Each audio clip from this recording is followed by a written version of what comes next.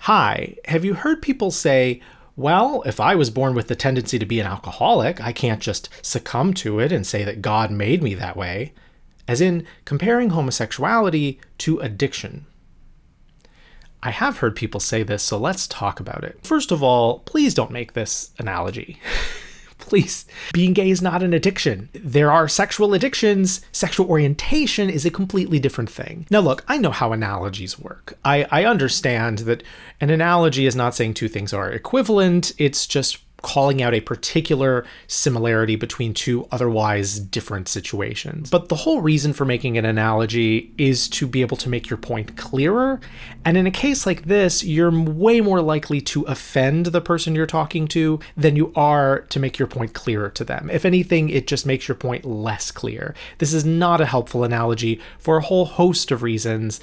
Just don't do it. I think what's happening here is that the person who's making this alcoholism analogy is badly misunderstanding, why so many gay and bi Christians talk about being born that way. They think that we're saying that, like, oh, I have an inborn desire for something. If I can't help having this desire, then it must be okay for me to do whatever I desire to do. It would be a terrible argument.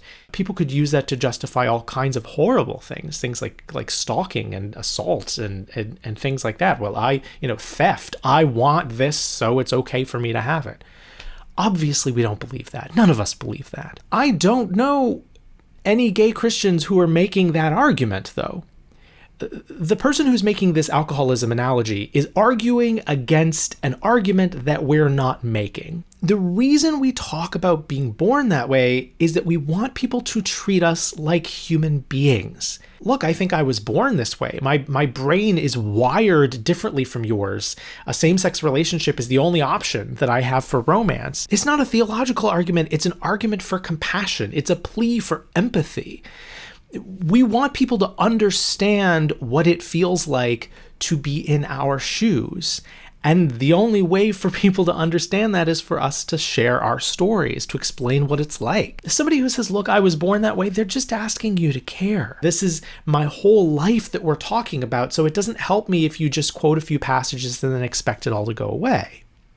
That's what the person is saying. So if you respond by comparing their desire for companionship and family to an addiction to alcohol, all you're really doing is confirming for them that you don't care that much. I mean, that's how it comes across. So to all of you who have ever made the alcoholism argument in the past, please don't.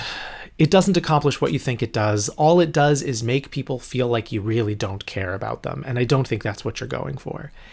And to all my LGBTQ Christian viewers, if someone has made that argument to you, please feel free to send them a link to this video as a way of explaining why it's not helpful.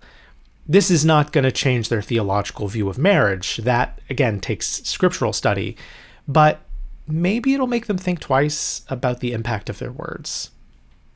And, that's a start.